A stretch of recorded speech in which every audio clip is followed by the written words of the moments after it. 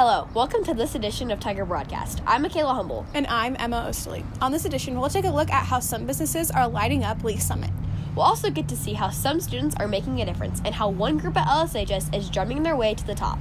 All this and more on this edition of Tiger Broadcast. Welcome to this edition of Tiger Broadcast.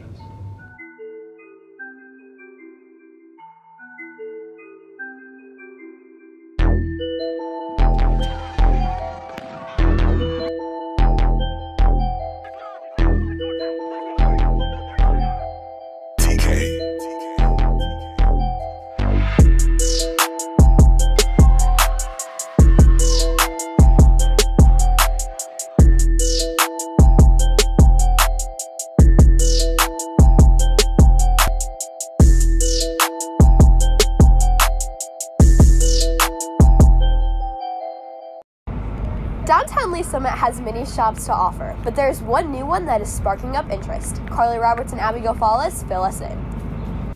Countless businesses fill the streets of downtown Lee Summit, but there's one in particular that is heating up the competition. I know when I first kind of stumbled upon this, I was never the person that was crazy into candles. That just wasn't my thing.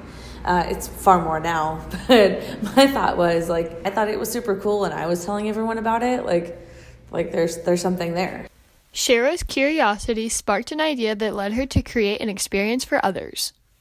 Well, our business is far more of an experience. You get a candle, which is awesome. Who doesn't love a candle? It smells good. With this, you actually get to have an experience making your candle. So whether that's, coming in with your friends and having a day that you remember, oh, hey, this is the day that we made our candle.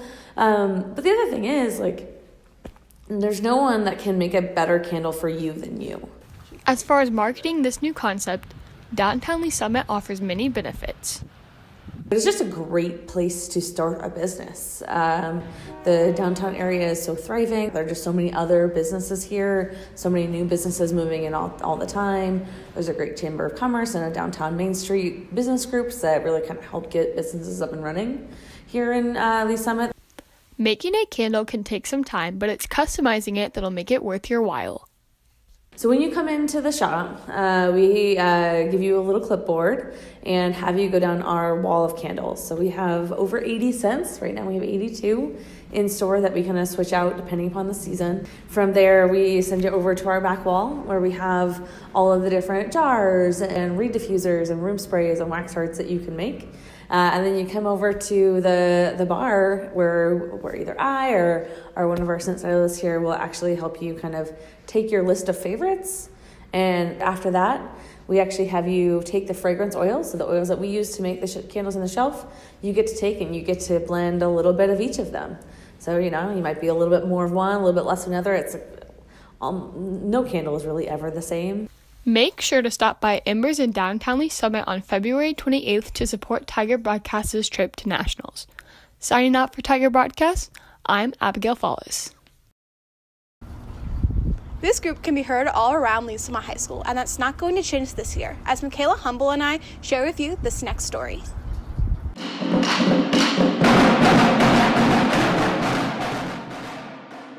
Lee Summit High School Drumline recently received the endorsement of a lifetime. They were one out of 6 schools in the country to get a partnership with Sabian, a big manufacturer in the percussion market. With this award, it's obvious that they are one of the best in the nation.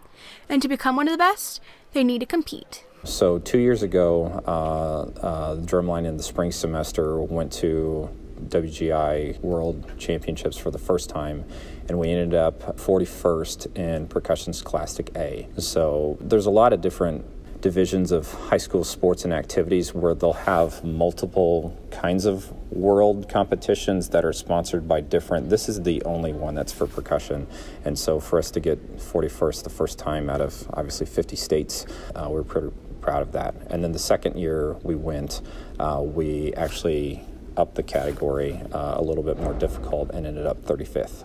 Exposing students to the world competition is bound to be an unforgettable experience. Going to WGI the past 2 years were an awesome experience because we got to see professionals do it and then all the way down to what level we're at. So it set the scale, knowing like where we are in in the percussion world, I guess. But when you get into the professional level, like, you just start to see them act. Like, they know the music and they know the drill by heart. Like, there's never, like, you can see them thinking about it. Like, they know how it goes, and so it's super cool to see. It takes a lot of hard work to be as clean as the pros.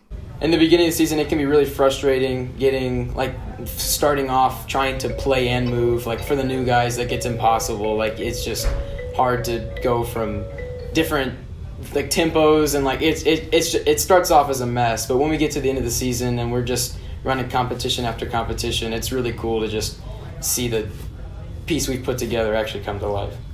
This year, they are bringing to life of stars and light. And it's kind of like the process of a galaxy being made. So at the start, like, a star explodes and all the little asteroids and everything fly out, and just kind of the process of what happens in the galaxy and what is created and what is destroyed. It takes a lot of time and effort to make the show as great as the stars. It takes a lot of watching and a lot of experience. Like, we have practices all the time. Like, it just becomes natural, like, to a point, because like you start off and it's hard, but like throughout the practices, like, everybody's constantly giving feedback and advice and everything, criticisms of just about every single aspect of it. They'll continue to watch and learn as they keep drumming their way to success. Signing out for Tiger Broadcast, this is Emma Osterly. Almost everyone loves coffee, and there's one family that is serving us more than just that. They are also serving us their culture. Reagan Clark and Megan Lewis tell us more about this family business. Coffee is an essential part of today's American routine. But for one Lee Summit senior, it's more than a daily task. Coffee's just always sort of been in our, like, DNA. Like, legend has it that coffee was, like, sort of discovered in Ethiopia.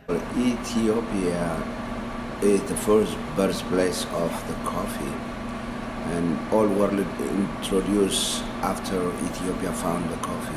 Located right here in the heart of America, Ahadu Coffee exhibits the culture of Ethiopia, a place strong in its love for coffee. Although African, Mr. and Mrs. Estatke began their journey together in Germany before moving to California and eventually Missouri. The Estatkes introduced a rich coffee culture that differed from what most Lee Summit residents have ever known. After the shop, we'll do this like traditional Ethiopian coffee ceremony that goes back like centuries upon centuries. Like, it's seen in our community as like a sort of like big gathering, like a breaking of bread. This is a culture. Most of Ethiopians, they are brewing and roasting and brewing their coffee at home. So we are all past, grown up by looking at these ceremonies every day. Ethiopian coffee is like some of the most like unique in the world, and I feel like that's a big part of why why they wanted to get started in coffee, because they wanted to show our community how amazing Ethiopian coffee and how amazing other types of coffee from the world are as well, when prepared in a really like unique way. Flavoring the community with Ethiopian tradition instilled pride in Yanni and his family. Showing a culture with the coffee, for me, it's something I introduce people that they never had it, they never know.